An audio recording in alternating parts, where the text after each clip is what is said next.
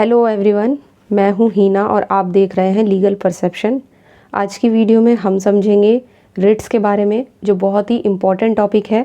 So video के last तक बने रहिएगा। वीडियो में आगे बढ़ने से पहले आपके लिए ज़रूरी इन्फॉर्मेशन ये है कि अगर आपको एडमिनिस्ट्रेटिव लॉ के या लॉ से रिलेटेड जो दूसरे सब्जेक्ट्स हैं उनके हिंदी पेड नोट्स चाहिए तो आप डिस्क्रिप्शन में दिए गए व्हाट्सअप नंबर पर मैसेज करके ले सकते हो। नोट्स के प्राइस भी आपको डिस्क्रिप्शन में ही मिल जाएंगे। इसके अलावा आप हमें टेलीग्राम पे ज्वाइन कर सकते हो, जिसका लिंक भी आपको डिस्क्रिप्शन में ही मिल जाएगा। आज का हमारा टॉपिक है रिट्स। तो रिट जो है वो एक ऐसा टॉपिक है जो हम कॉन्स्टिट्यूशन में भी पढ़ते हैं और आज एडमिनिस्ट्रेटिव लॉ में भी पढ़ रहे हैं। तो बहुत ही इंपॉर्टेंट पॉइंट यहाँ पे हमें देखने हैं। रिट की परिभाषा क्या है, इसका अर्थ क्या है, कितने टाइप्स की रिट्स होती हैं, और साथ ही यहाँ पे उससे रिलेटेड कुछ केस लॉज भी हम देखेंगे। तो आज हम बहुत अच्छे से इस टॉपिक को कवर करने वाले हैं। सबसे पहले स्टार्ट करेंगे बिल्कुल शुरुआत से कि रिट का मीनिंग क्या होता है और इनके बारे में कहाँ पे प्रोविज़न्स दिए गए हैं। तो देखो, जब हमारे पास कोई राइट होता है, कोई अधिकार होता है, तो ये भी ज़रूरी होता है ना कि जो अधिकार हमें मिला है, जो राइट हमें मिला है, उसकी रक्षा हो जाए, उसका प्रोटेक्शन मिलना चाहिए, जो भी हमारे पास अधिकार है। तो कॉन्स्टिट्यूशन के पार्ट 3 में जब हम देखते हैं, जब हम संविधान पढ़ते हैं, तो उसमें आर्टिकल्स दिए गए हैं 12 से लेकर 35 तक, जो किसकी बात करते हैं? मूल अधिकारों की बात करते हैं, फंडामेंटल राइट्स की बात करते हैं। अब ये फंडामेंटल राइट्स जो दिए गए हैं, इनको प्रोटेक्ट करने के लिए ही रिट के प्रावधान भी दिए गए हैं। वो दिए गए हैं आर्टिकल नंबर 32 में, जिसमें संवैधानिक उपचारों का अधिकार दिया गया है। इन रिट्स के बारे में जिक्र कहाँ किया गया है? आर्टिकल 32 में। और अगर कोई आपका फंडामेंटल राइट वायलेट करता है या उसका उल्लंघन करता है तो आप कॉन्स्टिट्यूशनल रेमेडीज़ ले सकते हो। इन रिट्स के ज़रिए, और रिट की जो पावर है वो आर्टिकल 32 में सुप्रीम कोर्ट को और आर्टिकल 226 में हाई कोर्ट को दी गई है। यहाँ तक चीज़ें क्लियर हुई कि कहाँ पे इनका प्रोविज़न है। तो जो हमारे फंडामेंटल राइट्स हैं उनके प्रोटेक्शन के लिए ही रिट का प्रोविज़न किया गया है कॉन्स्टिट्यूशन के आर्टिकल 32। और पावर किसको दी गई है? 32 में सुप्रीम कोर्ट को और आर्टिकल 226 में हाई कोर्ट को। यहाँ तक की चीज़ें क्लियर। अब बात कर लेते हैं रिट के मीनिंग की, कि क्या मतलब होता है, क्या अर्थ होता है। तो देखो, अगर मैं रिट की बात करूँ तो ये एक रिटन ऑर्डर है या एक लिखित आदेश होता है कोर्ट का, सुप्रीम कोर्ट या हाई कोर्ट का, जहाँ अगर किसी भी व्यक्ति का कोई फंडामेंटल राइट वायलेट हुआ हो तो ये उसको प्रोटेक्ट करता है। तो 2 से 3 चीज़ें हमें यहाँ पे ध्यान रखनी है कि कोर्ट के द्वारा जारी किया गया एक रिटन ऑर्डर होता है रिट, जिसका पर्पज़ होता है कि किसी भी व्यक्ति के अधिकारों की रक्षा करना, जो व्यक्ति के पास राइट्स हैं उनको प्रोटेक्ट करना, सरकारी या सार्वजनिक अधिकारियों को उनके कानूनी कर्तव्यों का पालन कराने के लिए निर्देश देना। जो भी गवर्नमेंट ऑफिसर हैं या जो भी पब्लिक ऑफिसर्स हैं, उनके क्या लीगल ड्यूटीज़ हैं, उनको अपनी लीगल ड्यूटीज़ फुलफ़िल करनी है, उसका पालन करने के लिए उनको डायरेक्शन यहाँ पे दी जाती है। तो रिट कब इस्तेमाल होती है? जब आपके फंडामेंटल राइट का वायलेशन हो या फिर कोई गवर्नमेंट या पब्लिक ऑफिसर है और वो अपनी लीगल ड्यूटी को फॉलो नहीं कर रहा है। तो आई थिंक यहाँ तक के सारे मीनिंग क्लियर हो गए होंगे कि क्या मतलब है। अब बात कर लेते हैं रिट की डेफिनेशन की और कॉन्स्टिट्यूशन में दिए गए रिट के प्रोविज़न की। सबसे पहले बात करेंगे रिट की डेफिनेशन की, कि रिट का मतलब क्या होता है। अभी हमने इसका सिंपल मीनिंग समझा कि कोर्ट का द्वारा निकाला गया एक लिखित आदेश होता है रिट। अब बात करेंगे इसकी परिभाषा की। तो देखो, रिट की कहीं पे परिभाषा तो दी नहीं गई है, बट रिट जो है वो एक विशेष संवैधानिक उपाय होता है, एक स्पेशल कॉन्स्टिट्यूशनल यहाँ पे सॉल्यूशन होता है, जिसे सुप्रीम कोर्ट या भारत के उच्च न्यायालयों के द्वारा मौलिक अधिकारों और अन्य कानूनी अधिकारों की सुरक्षा के लिए जारी किया जाता है। जैसा कि मैंने बताया कि व्यक्ति को जो फंडामेंटल राइट्स यहाँ पे दिए गए हैं, हमने देखा कि कॉन्स्टिट्यूशन का जो पार्ट 3 है वो फंडामेंटल राइट्स की बात करता है। अब उन फंडामेंटल राइट्स में बहुत सारे फंडामेंटल राइट्स दिए गए हैं। अब उसी में कुछ अलग से देखो, कुछ हमें लीगल राइट्स भी हमारे पास होते हैं। तो इन तरह के राइट्स को प्रोटेक्ट करने के लिए ही ये रिट जारी की जाती हैं।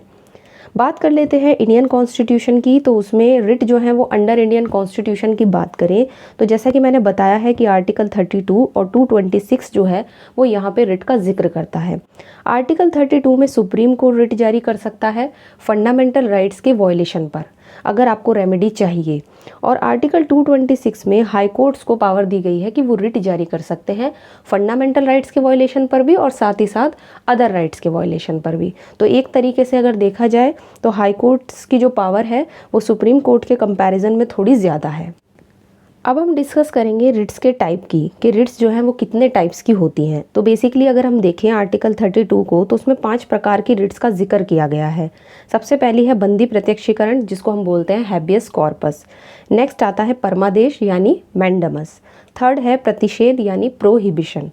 फोर्थ है हमारी उत्प्रेषण यानी सर्शरी।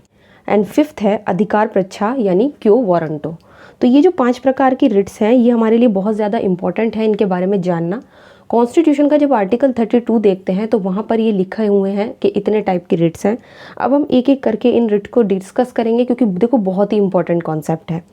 तो सबसे पहले हमारे सामने आती है बंदी प्रत्यक्षीकरण यानी कि हैबियस कॉर्पस।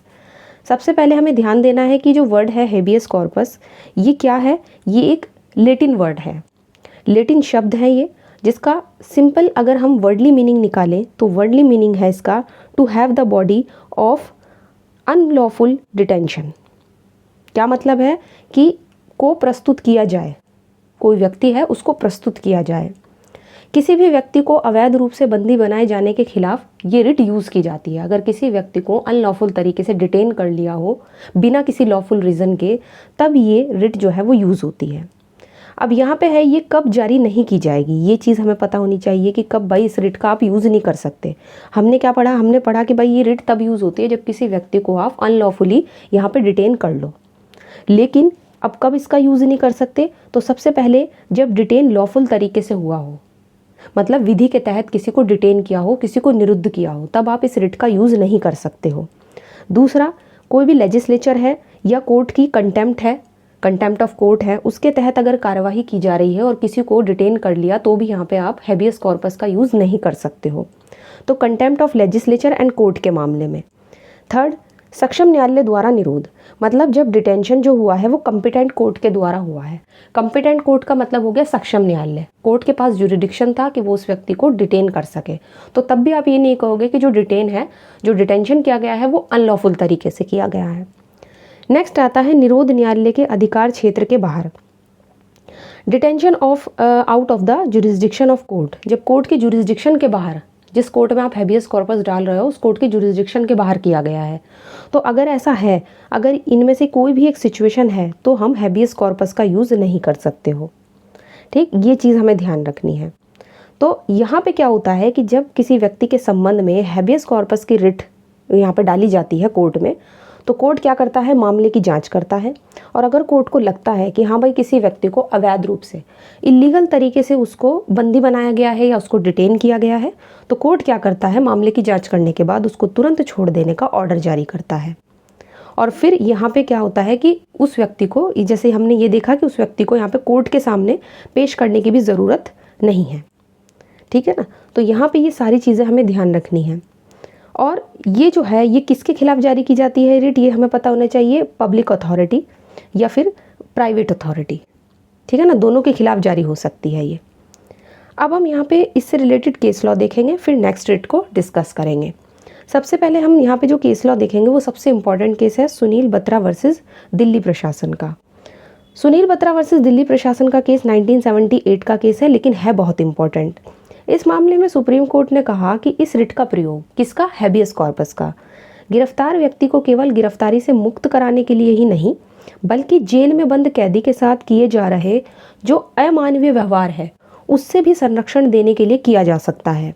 जहाँ कहीं भी इनजस्टिस दिखाई देगा, जहाँ कहीं भी अन्याय दिखाई देगा, वहाँ कोर्ट उसे दूर करने के लिए बंदी प्रत्यक्षीकरण रिट जारी करेगा। तो देखो कोर्ट ने कितनी इंपॉर्टेंट बात इस केस में बोली है। कोर्ट ने कहा है कि भाई आप इस रिट का प्रयोग केवल गिरफ्तार व्यक्ति को गिरफ्तारी से मुक्त कराने के लिए नहीं करोगे कि उसको अनलॉफुल तरीके से डिटेन कर लिया गया है, बल्कि आप इस रिट का प्रयोग वहाँ भी कर सकते हो जहाँ कोई व्यक्ति बंदी के रूप में रखा गया और उसके साथ गलत व्यवहार हो रहा है, उसके साथ अमानवीय व्यवहार हो रहा है। तो यहाँ पे कोर्ट ने ऐसा बोला। अब हम डिस्कस करेंगे मैंडमस की रिट को, जिसको हिंदी में बोलते हैं परमादेश। तो ये एक लेटिन वर्ड है मैंडमस, जिसका शाब्दिक अर्थ अगर हम वर्डली मीनिंग देखें तो इसका वर्डली मीनिंग निकल के आता है हम आदेश देते हैं, यानी वी कमांड। अब ये रिट कब यूज़ होती है? ये रिट यूज़ की जाती है कि जहाँ पर कोई पब्लिक ऑफिसर है और वो अपनी ड्यूटी फुलफ़िल नहीं कर रहा है। मतलब यहाँ पे कोर्ट जो है वो पब्लिक अथॉरिटी को आदेश देता है कि वो अपनी पब्लिक ड्यूटी को पूरा करें, और जब पब्लिक ऑफिशियल अपनी ड्यूटी को करने में फेल हो जाते हैं या मना कर देते हैं, तब कोर्ट इस रिट के द्वारा उनको ऑर्डर देता है। तो ये किसके खिलाफ जारी होती है? पब्लिक ऑफिसर के खिलाफ। तो न्यायालय के द्वारा लोक प्राधिकारी को आदेश दिया जाता है कि वो अपने लोक कर्तव्य यानी पब्लिक ड्यूटी को फुलफ़िल करें। यहाँ पे कुछ और कंडीशन है, जैसे जब वो अपने कर्तव्य को पूरा करने में फेल हो जाते हैं या पूरा करने से मना करते हैं। जो भी सरकारी अधिकारी हैं, सरकारी विभाग हैं, लोक प्राधिकरण हैं, जो पब्लिक अथॉरिटीज़ होती हैं, या कोई कॉरपोरेशन हो गया, कोई न्यायाधिकरण हो गया, कोई अधीनस्थ न्यायालय हो गया, ये इन सबको जारी की जा सकती है मैंडेमस की रिट। ये चीज़ हमें ध्यान रखनी है। तो ये रिट भी हैबियस कॉर्पस की तरह बहुत इंपॉर्टेंट है। सिंपल मीनिंग ध्यान रखना है कि इसका शाब्दिक अर्थ है हम आदेश देते हैं। और किसके खिलाफ जारी होती है? ये सारे पॉइंट्स जो हमने बताए हैं, इन सब के खिलाफ ही जारी हो सकती है। जैसे हम यहाँ पे एक एग्जांपल ले सकते हैं। मान लो कोई व्यक्ति है, वो किसी एक्ट के तहत लाइसेंस लेने के लिए सारी कंडीशंस पूरी कर रहा है, उसको लाइसेंस लेना है, और लाइसेंस अथॉरिटी ने उसको जो जो चीज़ें बताई वो सारी कंडीशंस उसने फुलफ़िल कर दी। अब जो लाइसेंस देने वाले ऑफिसर हैं, उनकी ये ड्यूटी बनती है कि वो उस व्यक्ति को लाइसेंस दे दे। अब अगर मान लो लाइसेंस ऑफिसर ऐसा नहीं करते हैं, तो वो व्यक्ति उनके खिलाफ यहाँ पे परमादेश की जो रिट है वो डाल सकता है कि ये पब्लिक ऑफिसर हैं, ये अपनी ड्यूटी को फुलफ़िल नहीं कर रहे हैं। तो एक तरीके से यहाँ पे हम ये सारी चीज़ें देख सकते हैं। बहुत ही इंपॉर्टेंट रिट्स हैं ये, ठीक है ना। और यहाँ पे ज़रूरी है कि देखो इस रिट को जारी करने के आधार भी यहाँ से हम देख सकते हैं। जैसे एक पब्लिक ड्यूटी का पालन करना जो लोक अधिकारी का कर्तव्य हो, मतलब सबसे पहले एक पब्लिक ड्यूटी होनी चाहिए, और उस पब्लिक ड्यूटी को फुलफ़िल करना उस पब्लिक ऑफिसर का क्या होना चाहिए? कर्तव्य होना चाहिए। दूसरी यहाँ पे पॉइंट निकल के आता है कि जब वो पब्लिक ऑफिसर अपने उस ड्यूटी को पूरा नहीं करते हैं। तीसरा, पिटिशनर का जो राइट है वो ना केवल लीगल राइट है, बल्कि कोर्ट के द्वारा दिए गए उस अधिकार को लागू कराने का भी अधिकार हो। तो यहाँ पे ये सारी चीज़ें निकल के आती हैं जब हम मैंडेमस की रिट को पढ़ते हैं, ठीक है ना। अब यहाँ पे हम केस लॉ देखेंगे। यहाँ पे है मध्य प्रदेश राज्य वर्सेस जीसी मंडावर 1954 का केस। इस मामले में देखो कोर्ट ने क्या कहा है। इस मामले में कोर्ट ने कहा है कि अगर संबंधित अधिकारी की ड्यूटी केवल उसके व्यक्तिगत या विवेकीय निर्णय पर आधारित हो, तो परमादेश की जो रिट है वो जारी नहीं की जा सकती है। इस मामले में सरकार ने एक नियम बनाया कि वो अपने पब्लिक ऑफिसर्स को, जो जितने भी मतलब लोक सेवक हैं, पब्लिक सर्वेंट्स हैं, उनके लिए एक निश्चित दर पर महंगाई भत्ता देने की शक्ति रखती है। सुप्रीम कोर्ट ने कहा कि परमादेश की रिट से राज्य सरकार को यहाँ पे हम बाध्य नहीं कर सकते हैं। तो यहाँ पे ये सारी चीज़ें हमें पता होनी चाहिए, और केस लॉज हम इसलिए डिस्कस कर रहे हैं जिससे कि हमें वो टॉपिक और ये सारी चीज़ें हमें क्लियर हो जाए। हमारी थर्ड रिट है जो हमें डिस्कस करनी है, वो है उत्प्रेषण यानी सरसरी। सरसरी भी देखो एक लैटिन वर्ड है जिसका शाब्दिक अर्थ है प्रमाणित होना या सूचना देना, टू बी इन्फॉर्म्ड और टू बी सर्टिफाइड। अब यहाँ पे इस चीज़ को समझने के बाद हमें ये देखना है कि ये जारी कब होती है। अब इसको सिंपल वर्ड्स में समझते हैं। जैसे मान लो कोई भी लोअर कोर्ट है ना, कोई भी निचली अदालत है, उसने कोई जजमेंट दिया, तो उसको चेक किया जाएगा कि कहीं जुरिडिक्शन की कमी तो नहीं है उसमें जो उसने जजमेंट दिया है। और अगर कोई लोअर कोर्ट अपने जुरिडिक्शन से बाहर जाके कोई जजमेंट देता है, तो सुप्रीम कोर्ट और हाई कोर्ट्स उस जजमेंट को ख़त्म कर देते हैं, उसकी कोई वैलिडिटी नहीं रह जाती। तो अब कुछ इम्पॉर्टेंट चीज़ें हम ये देख रहे हैं कि यहाँ पे ये जो उत्प्रेषण की जो रिट है, जो सरसरी की रिट है, ये अधीनस्थ न्यायालय को उनकी अधिकारिता से बाहर की गई कार्यवाही को सुधारने और उसको समाप्त करने के लिए जारी की जाती है। तो कब जारी की जाती है? जब वो अपने जुरिस्डिक्शन से बाहर कोई कार्यवाही करते हैं तो उसको सुधारा जाता है, या फिर अगर मान लो उन्होंने जुरिस्डिक्शन के बाहर जाके कोई जजमेंट दे भी दिया, उसको ख़त्म कर दिया जाता है, उसको चेक किया जाता है सुप्रीम कोर्ट और हाई कोर्ट्स के द्वारा, और फिर उसकी कोई वैलिडिटी नहीं रहती, कोई यहाँ पे एक तरीके से कह सकते हैं कि कोई इंपॉर्टेंस नहीं रहती। तो यहाँ पे ये सारी चीज़ें ध्यान रखनी है। जैसे इसमें केस लॉ था उत्तर प्रदेश राज्य वर्सेस मोहम्मद नूर 1958। इस मामले में कोर्ट ने ये कहा था कि ये जो रिट है उत्प्रेषण की, ये तब दायर की जा सकती है जब जो लोअर कोर्ट हैं, जो अधीनस्थ न्यायालय हैं या जो भी ट्रिब्यूनल हैं, उन्होंने जुरिस्डिक्शन के बिना या उसके बाहर जाके कार्य किया हो, या अपने जुरिस्डिक्शन में वो काम करने में विफल रहे हों। तो ये सब चीज़ें ध्यान रखनी है। अच्छा, इस रिट को जारी करने के कुछ आधार हो सकते हैं, जैसे कोई भी लोअर कोर्ट है उसने अपने जुरिस्डिक्शन के बाहर काम किया हो, बियॉन्ड द जुरिस्डिक्शन वो चला गया हो। सेकंड, उसने नेचुरल जस्टिस के प्रिंसिपल को फॉलो ना किया हो। और थर्ड, जजमेंट में कोई लीगल मिस्टेक दिखाई दे रही हो, कोई भी वैधानिक गलती हो। ठीक है ना। तो अगर ऐसा कुछ है तो यहाँ पे क्या होता है कि जो लोअर कोर्ट्स हैं उनके जो भी जजमेंट्स हैं, जो भी उन्होंने दिए हैं अपने जुरिस्डिक्शन के बाहर जाकर, उसको यहाँ पे ख़त्म किया जा सकता है, उनको यहाँ पे चेक किया जाता है। तो ये वरिष्ठ न्यायालयों के द्वारा अधीनस्थ न्यायालयों को जारी की जाने वाली रिट होती है, जिससे कि जुरिस्डिक्शन से रिलेटेड जो भी कमियां हो जाती हैं, जो भी मिस्टेक्स हो जाती हैं, उनको सुधारा जा सके। नेक्स्ट रिट है जो हमें डिस्कस करनी है वो है प्रतिषेध यानी प्रोहिबिशन। ये भी देखो एक लैटिन शब्द है जिसका शाब्दिक अर्थ वर्डली मीनिंग होता है रोकना या निषेध करना, यानी टू फॉरबिड। तो यहाँ पे ये कभी यूज़ की जाती है, जैसे अभी हमने सर्शरी पढ़ी, हमने देखा कि वहाँ पे जो बड़ी कोर्ट्स हैं वो लोअर कोर्ट्स के जजमेंट को चेक करती है अगर उन्होंने अपने जुरिस्डिक्शन के बाहर कोई जजमेंट दे दिया। लेकिन यहाँ पे होता है उनको रोकना, यानी अभी लोअर कोर्ट ने जजमेंट दिया नहीं है, लोअर कोर्ट्स अभी जजमेंट देंगी, अभी दिया नहीं है उन्होंने, उससे पहले ही उनको रोक दिया जाएगा, क्योंकि देखो अभी जजमेंट डिलीवर नहीं किया गया है। लेकिन सर्शरी वाली रिट में हमने क्या देखा था कि वहाँ पे जजमेंट पास हो जाता है, जजमेंट पास हो गया, उसके बाद देखा जाता है कि हाँ इसने तो अपने जुरिस्डिक्शन के बाहर जाके कोर्ट ने जजमेंट दिया है।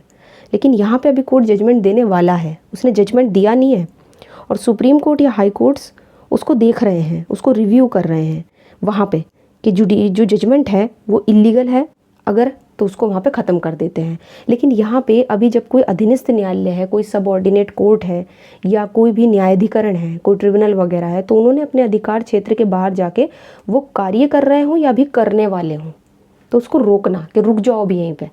लेकिन वहाँ पे ऐसा नहीं था, वहाँ पे वो जजमेंट पास कर चुके हैं अपने जुरिस्डिक्शन के बाहर जाके। तो ये फ़र्क है सर्शरी और प्रोहिबिशन में। यहाँ पे भी देखो कोई वरिष्ठ न्यायालय है, कोई बड़ा कोर्ट है, वो अधीनस्थ कोर्ट को या ट्रिब्यूनल्स को जारी करता है ये रिट, जिससे कि उन्हें अपने न्याय क्षेत्र से बाहर काम करने से और जो भी नेचुरल जस्टिस के प्रिंसिपल हैं उनके खिलाफ काम करने से उनको रोका जाता है। ये एक न्यायिक रिट है, एक लीगल रिट है, एक जुडिशियल रिट है, जिसका उद्देश्य यही होता है कि न्यायिक गलतियों को रोकना, कोई भी जुडिशियल मिस्टेक्स ना हो सके, उनको रोका जा सके, जो बेसिकली किसके द्वारा हो सकती हैं, सबऑर्डिनेट कोर्ट्स के द्वारा, जो अधीनस्थ न्यायालय हैं, लोअर कोर्ट्स हैं, उनके द्वारा हो सकती है। जैसे यहाँ पे हम एक एग्जांपल ले सकते हैं, मान लो कोई कोर्ट है, वो भरण पोषण की कार्यवाही के लिए एक मामला है उसको एक्सेप्ट कर लेता है, उसमें केस फाइल किया गया मेंटेनेंस का, और उसने उस केस को एक्सेप्ट कर लिया और उस पर कार्रवाई मतलब शुरू कर दी, जिसे उस वाद को ग्रहण करने का, देखो उसके पास जुरिस्डिक्शन नहीं है, लेकिन उसने वो मामला ले लिया उस कोर्ट ने, तो तब उस न्यायालय को यहाँ पे प्रतिषेध रिट जारी करके, प्रोहिबिशन की रिट जारी करके आगे कार्यवाही करने से उसको रोक दिया जाएगा। अभी सिर्फ उसने कार्यवाही को स्टार्ट ही किया है, अभी उसने कोई जजमेंट डिलीवर नहीं किया। जजमेंट डिलीवर अगर हो गया तो फिर सर्शरी, लेकिन यहाँ पे अभी जजमेंट डिलीवर नहीं हुआ, सिर्फ उसने उस कार्यवाही को शुरू किया है, उसने सिर्फ उस केस को अभी यहाँ पे एक्सेप्ट किया है। तो वो सारी चीज़ें यहाँ पे देखी जाती हैं, और बेसिकली दोनों में डिफरेंस क्या है ये कभी कभी एग्जाम में आ जाता है। इसमें केस लॉ की अगर हम बात करें तो S Govind Menon versus union of India 1967 का केस, यहाँ पे कोर्ट ने कहा कि जो प्रोहिबिशन की रिट है वो दो सूरतों में जारी होती है, मतलब दो अवस्थाएं ऐसी हैं जिसमें ये जारी होती है। पहला, जब कार्य बियॉन्ड जुरिस्डिक्शन किया गया हो, मतलब अधिकारिता के बाहर किया गया हो, और दूसरा, जब एक्ट या कार्य अधिकारिता के अभाव में किया गया हो, मतलब जुरिस्डिक्शन नहीं था फिर भी आप उस एक्ट को कर रहे हो। कोर्ट ने या तो अपने जुरिस्डिक्शन के बाहर काम कर दिया या फिर वो कार्य कर दिया जो उसकी अधिकारिता के अभाव में, वहाँ पर उसके पास जुरिस्डिक्शन ही नहीं था। तो यहाँ पे ये दो चीज़ें देखनी है, अधिकारिता का अभाव होना और अधिकारिता के बाहर काम करना, ये दो चीज़ें यहाँ पे देखी जाती हैं। नेक्स्ट आता है अधिकार पृच्छा। अब ये है हमारी पांचवी रिट जो हम देखेंगे और बहुत इंपॉर्टेंट है। देखो, अधिकार पृच्छा मीन्स क्वो वारंटो, ये फिर से देखो लैटिन शब्द है अधिकार पृच्छा। इसका वर्डली मीनिंग निकल के आता है किस प्राधिकार से, बाय व्हाट अथॉरिटी। अब ये वाली जो रिट है इसे कोर्ट के द्वारा किसी भी व्यक्ति के खिलाफ सार्वजनिक कार्यालय जो पब्लिक ऑफिस होता है उसमें दायर अपने दावे की जांच के लिए जारी किया जाता है। मतलब कोई भी पर्सन है, उसने किसी पब्लिक ऑफिस को किस अथॉरिटी से और किस पावर से उस पर्टिकुलर पोस्ट को एज्यूम कर रखा है, ये चीज़ देखी जाती है इस रिट के द्वारा। और किसी भी व्यक्ति के द्वारा पब्लिक ऑफिसर के अवैध अनाधिकार ग्रहण को ये रोकता है। कोई व्यक्ति है, उसने पब्लिक ऑफिसर है, मान लो कोई व्यक्ति है, उसने पब्लिक ऑफिसर जो ऑफिस है उसको किस पावर से अज्यूम कर रखा है, किस हक से वो उस पोस्ट पर है, वो चीज़ चेक करने के लिए ये रिट जारी की जाती है, को वारंटो। जैसे मान लो कोई भी पब्लिक ऑफिस है, कोई भी सार्वजनिक पद है, उसको कोई व्यक्ति अवैध रूप से धारण किए हुए है, तो इस रिट को जारी करके उससे ये पूछा जाता है कि भाई आपने किस अथॉरिटी से वो ऑफिस लिया हुआ है, आपने किस अथॉरिटी से उस पर्टिकुलर पोस्ट को एज्यूम कर रखा है। अगर कोर्ट ये देखता है कि बिना राइट के वो व्यक्ति उस पोस्ट को धारण किए हुए है, उस ऑफिस को लिए हुए है, तो कोर्ट यहाँ पे तुरंत उसकी पोस्ट को खाली करने का ऑर्डर जारी कर सकता है।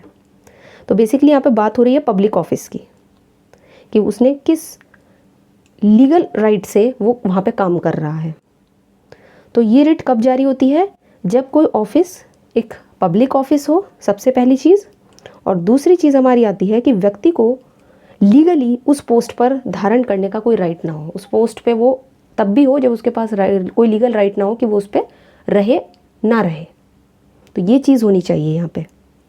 केस की बात करें, जीडी करकरे वर्सेस टाइल शेरडे 1952। इस मामले में मध्य प्रदेश सरकार के महाधिवक्ता की नियुक्ति को एक प्राइवेट व्यक्ति ने चुनौती दी थी, जबकि उसे उस पोस्ट पर कोई भी लीगल राइट नहीं था उस पोस्ट पर रहने का। तो कोर्ट ने यहाँ पर ये रिट जारी की थी इस केस में। तो यहाँ पे ये जितने भी हमने केस लॉ देखे हैं, एक एक केस हमने डिस्कस किया है एक एक रिट के साथ।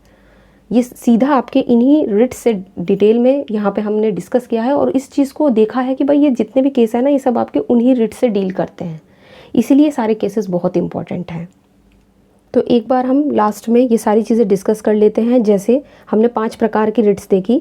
सबसे पहली थी बंदी प्रत्यक्षीकरण, हैबियस कॉर्पस, जो किसी व्यक्ति को अगर अनलॉफुल तरीके से डिटेन कर लिया हो, इलीगल डिटेन कर लिया हो, तो तब ये यूज़ की जाती है, ये जारी की जाती है। नेक्स्ट है परमादेश यानी मैंडेमस, जब कोई पब्लिक ऑफिसर अपनी पब्लिक ड्यूटी को फुलफिल नहीं करते हैं, अपने कर्तव्य का पालन नहीं करते हैं, तब परमादेश की रिट जारी की जाती है। प्रोहिबिशन कब जारी की जाती है? जब कोई सबऑर्डिनेट कोर्ट, कोई लोअर कोर्ट जो है वो ऐसी प्रोसीडिंग्स या ऐसी कार्यवाही को यहाँ पे शुरू कर देता है जो उसके जुरिस्डिक्शन से बाहर है। अभी उसने कार्यवाही सिर्फ शुरू की है लेकिन जजमेंट डिलीवर नहीं किया है, अभी उसकी तरफ से कोई जजमेंट नहीं आया है लोअर कोर्ट की वजह से, तो यहाँ पे पहले ही उनको रोक दिया जाता है कि ये आपके जुरिस्डिक्शन के बाहर है। नेक्स्ट है उत्प्रेषण यानी सर्शरी। इसमें क्या होता है कि जो वरिष्ठ न्यायालय होते हैं, जो बड़े कोर्ट्स होते हैं, वो लोअर कोर्ट्स को रोकते हैं। उनके जजमेंट अगर उन्होंने दे दिया है अपने जुरिस्डिक्शन के बाहर जाके, तो उसको चेक किया जाता है, और फिर अगर सुप्रीम कोर्ट या हाई कोर्ट्स देखते हैं कि नहीं वो जजमेंट उनके जुरिस्डिक्शन के बाहर का है, तो उस जजमेंट की वैलिडिटी ख़त्म हो जाती है। और यहाँ पे क्या होता है कि प्रोहिबिशन में तो पहले ही उनको रोक दिया जा रहा है, बट यहाँ पे जजमेंट डिलीवर हो चुका है, ये चीज़ ध्यान रखनी है। अधिकार परीक्षा क्वो वारंटो तब जारी की जाती है जब कोई भी व्यक्ति किसी पब्लिक ऑफिसर को यहाँ पे पब्लिक ऑफिस को यहाँ पे लिए हुए हैं, तो उससे पूछा जाता है इस रिट को जारी करके कि यहाँ पे उसने किस पावर से, जिस पावर से वो उस पोस्ट पर है, उस पर्टिकुलर पोस्ट को उसने क्यों अज्यूम कर रखा है, उसके पास क्या यहाँ पे लीगल राइट है जो वो उस पोस्ट पर है। तो पांचों ही प्रकार की रिट बहुत ही ज़्यादा इम्पॉर्टेंट है। कॉन्स्टिट्यूशन में भी आपसे पूछा जाता है क्वेश्चन, और एडमिनिस्ट्रेटिव लॉ में भी, इसलिए ये टॉपिक थोड़ा ज़्यादा इंपॉर्टेंट है, इसलिए हमने इसको सभी रिट्स को एक एक केस लॉ के साथ डिस्कस किया है। तो आई होप आज की वीडियो आपको अच्छी लगी होगी। वीडियो अगर अच्छी लगी है तो इसको लाइक कीजिए, शेयर कीजिए, और अगर चैनल पर नए हैं इसको सब्सक्राइब कर लीजिए। इसके अलावा आप हमें टेलीग्राम पे ज्वाइन कर सकते हो, जिसका लिंक आपको डिस्क्रिप्शन में मिल जाएगा। तो आज की वीडियो में इतना ही, मिलते हैं नेक्स्ट वीडियो में।